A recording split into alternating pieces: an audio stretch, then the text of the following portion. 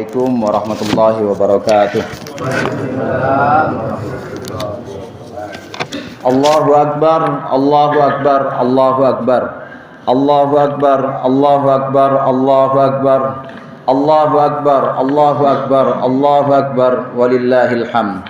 Alhamdulillahilladzi ja'ala kalimatat tauhid li ibadihi hirzan wa hisna wa ja'alal baital atiqa mathabatan lin-nasi wa amna wa akramahu bin nisbati ila nafsihi tashrifan wa tahsinan wa manna.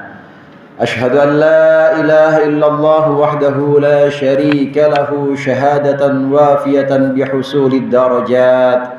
Wa ashhadu anna Muhammadan abduhu wa rasuluhu alladhi tala'a bihi fajrul imani min dhulmatil qulub.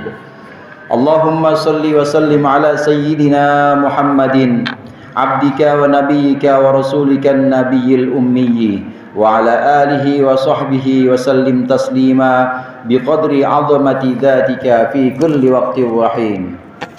Amma ba'du, fa ya ma'asyiral mu'minin wa zumratal muslimin, usikum wa iyaya bitaqwallah la'allakum tuflihun. Wa qala Allah ta'ala wa huwa asdaqul qailin.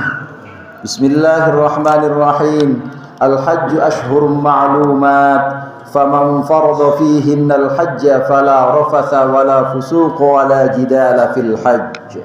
Wa ma taf'alu min khairin ya'lamuhu Allah. Wa tazawwadu fa inna khairaz zadit taqwa wattaquni ya ulil albab. Alhamdulillah, kita memuji Allah yang Maha mendengar segala pujian atas segala nikmat yang telah Allah berikan, terutama nikmat iman, Islam dan kesehatan, sehingga kita bisa melaksanakan ibadah-ibadah dari awal bulan mulia Dzulhijjah yang mencerahkan. Allahumma sholli wa sallim ala sayyidina Muhammad. Semoga senantiasa Allah melimpahkan selawat dan salamnya kepada panutan kita, Nabi pembawa rahmat bagi semesta, baginda pembawa syafaat bagi umatnya, baginda Nabi Muhammad sallallahu alaihi wasallam. Selawat dan salam atas keluarga juga dan juga sahabat serta pengikutnya. Melalui mimbar yang mengakrabkan, khatib berpesan kepada saudara sekalian, bertakwalah kepada Allah dalam ramai dan kesendirian. Taatlah kepada Allah dengan melaksanakan perintah-perintahnya dan menjauhkan larangan-larangannya. Dan ketahuilah bahwa kita tengah berada di bulan mulia, yaitu bulan Dzulhijjah yang penuh makna. Di bulan ini pula kita tahu bahwa Allah mewajibkan ibadah haji yang telah memenuhi syarat, mewajibkan ibadah haji bagi kita yang telah memenuhi syarat. Allah Subhanahu wa taala berfirman, Al-hajju ashhurum ma'lumat, faman farada fihinna al-hajja fala rafatha wala fusuqa wala jidala fil hajj.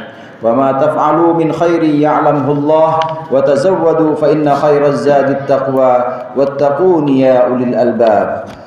Haji itu pada bulan-bulan yang telah dimaklumi. Barang siapa yang mengerjakan haji, maka dalam bulan itu dia tidak boleh mencumbui istri, tidak maksiat dan tidak bertengkar dalam haji. Segala yang baik yang kamu kerjakan Allah pasti mengetahui. Bawalah bekal, karena sesungguhnya sebaik-baik bekal adalah takwa. Dan bertakwalah kepadaku, kata Allah, wahai orang-orang yang mempunyai akal. Allahu Akbar, Allahu Akbar, Allahu Akbar. Dari ayat ini kita mendapatkan beberapa pelajaran. Yang pertama, pelaksanaan ibadah haji, di mana waktu sah meletakkan niat ihram adalah bulan Syawal, Dzulqa'dah dan 10 pertama bulan Dzulhijjah. Pelaksanaan ibadah haji juga mewajibkan orang yang melaksanakannya menjauhi cemburu dengan istri, menjauhi maksiat dan menjauhi pertengkaran dengan siapapun. Haji adalah bentuk kedisiplinan. Haji adalah perjalanan ruhani, ketundukan pada ilahi, jauh dari negeri sendiri. Haji adalah rukun Islam yang Allah wajibkan bagi yang mampu. Haji juga sesuatu yang dianggap prinsip Islam, yang jika seseorang mengingkari kewajiban haji, maka orang itu digolongkan menjadi orang murtad. Dari ibadah haji kita belajar penyerahan sepenuh hati, yakni penyerahan jiwa dan raga kita, harta dan benda kita, ibadah lisan dan juga ibadah hati kita untuk Allah semata. Selama dalam rangkaian ibadah haji, seorang menjadi tamu Allah, tamu-tamu mulia yang menjaga adab kepada tuan rumah, yakni pemilik Baitullah, Allah Subhanahu wa taala. hingga pulang ke tanah air, ke rumah masing-masing. Tamu-tamu Allah ini adalah delegasi Allah yang membawa haji mabrur. Haji mabrur yang membawa perubahan. Ibadah pribadinya menjadi semakin khusyuk dan ikhlas. Ibadah sosialnya, kepeduliannya kepada masyarakat semakin tinggi dan erat. Jelas sekali bahwa seseorang yang taat beragama dan peduli dengan lingkungannya akan mengundang orang lain untuk juga ikut taat beragama.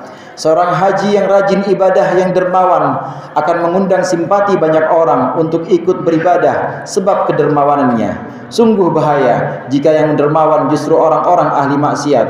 Karena ahli maksiat dengan kedermawanannya, dengan kepeduliannya kepada masyarakat, bisa mengajak orang mengikuti perjalanan maksiatnya. Naudzubillah. Disinilah pentingnya sifat dermawan, terlebih pada orang yang taat beragama dan orang yang sudah haji. Karenanya tidak heran haji mabrur, haji yang soleh secara pribadi maupun soleh secara sosial, tidak diberi balasan apapun kecuali surganya Allah. Sebagaimana sabda Rasulullah sallallahu alaihi wasallam, al-hajjul mabrur laisa lahu jazaa'un illal jannah. Haji yang mabrur tidak ada balasan baginya kecuali surga. Allahu akbar, Allahu akbar, Allahu akbar, walillahil hamd. Yang kedua, dalam ayat tadi bisa kita ambil semua perbuatan baik Allah pasti mengetahuinya dan Allah akan berikan balasan. Balasan bisa Allah berikan di dunia, bisa Allah berikan nanti di akhirat. Namun yang jelas perbuatan baik yang kita lakukan kadang disebut sebagai ibadah dan amal soleh ini. Ibadah soleh, ibadah solat kita Allah mengetahuinya. Puasa kita Allah mengetahuinya. Zikir kita mengingat Allah mengetahuinya. Dan spontan Allah juga akan mengingat kita. Karena saat kita mengingat Allah juga mengingat kita. Sedekah kita Allah juga mengetahuinya. Pemberian kita untuk sesama muslim, terutama untuk tetangga, untuk kerabat, itu juga Allah pasti mengetahuinya. Dan ketahuilah, tidak ada pemberian lebih utama di tanggal 10, 11, 12 dan 13 Dzulhijjah ini selain udhiyah atau selain kurban yang dagingnya kita bagikan untuk sesama muslim, terlebih khusus untuk tetangga, untuk kerabat dan keluarga terdekat. Rasulullah sallallahu alaihi wasallam bersabda, "Ma 'amila ibnu Adam yauman nahri 'amalan ahabba ila Allah azza wa jalla min hiraqati dam wa innahu la ya'ti yaumal qiyamah bi quruniha wa adlafiha wa ash'ariha wa anna ad-dama la yaqa'u min Allah azza wa jalla bi makan qabla an yaqa'a 'alal ardi fatibu biha nafsan."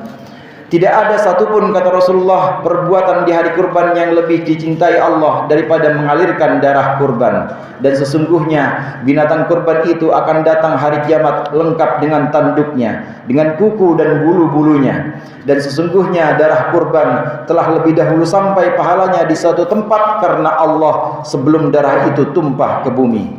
Maka perbaguslah hatimu untuk penyembelihan. Hadis riwayat Ibnu Majah. Rasulullah sallallahu alaihi wasallam juga berpesan kepada kita agar sebisa mungkin tatkala ada kelapangan dalam rezeki kita, sebisa mungkin kita berkurban.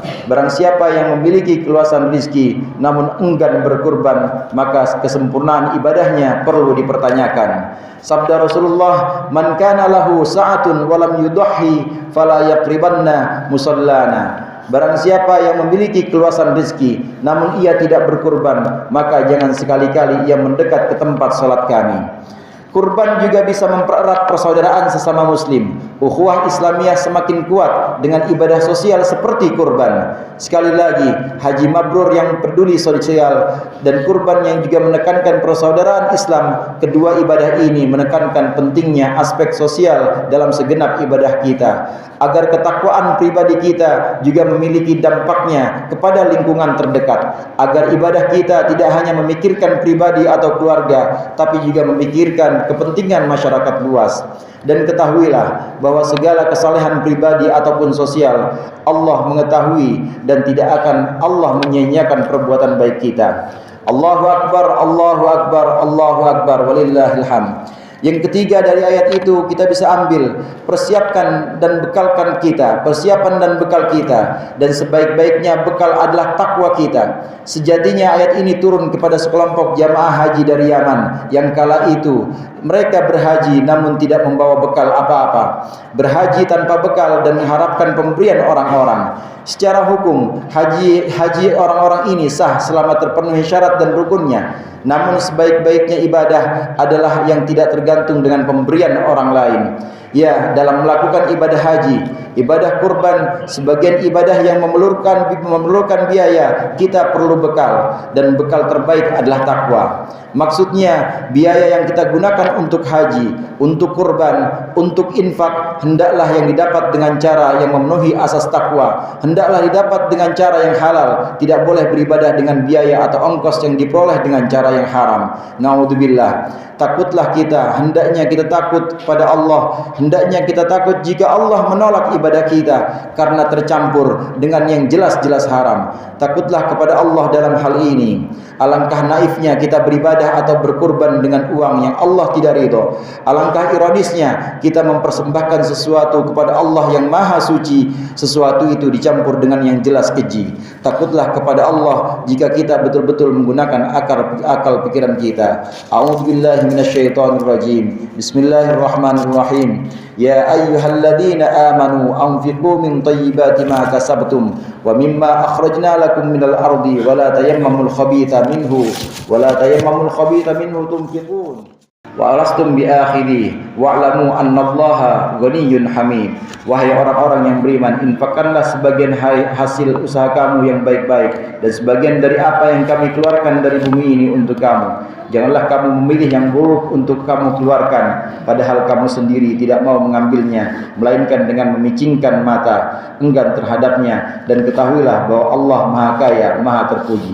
Barakallahu li wa lakum fil Qur'anil azim wa nafa'ani wa iyyakum bima fihi min al-ayati wa dzikril hakim. Aqulu qawli hadza wa astaghfirullaha li wa lakum wa lisa'iril muslimina wal muslimat fastaghfiruhu innahu huwal ghafurur rahim.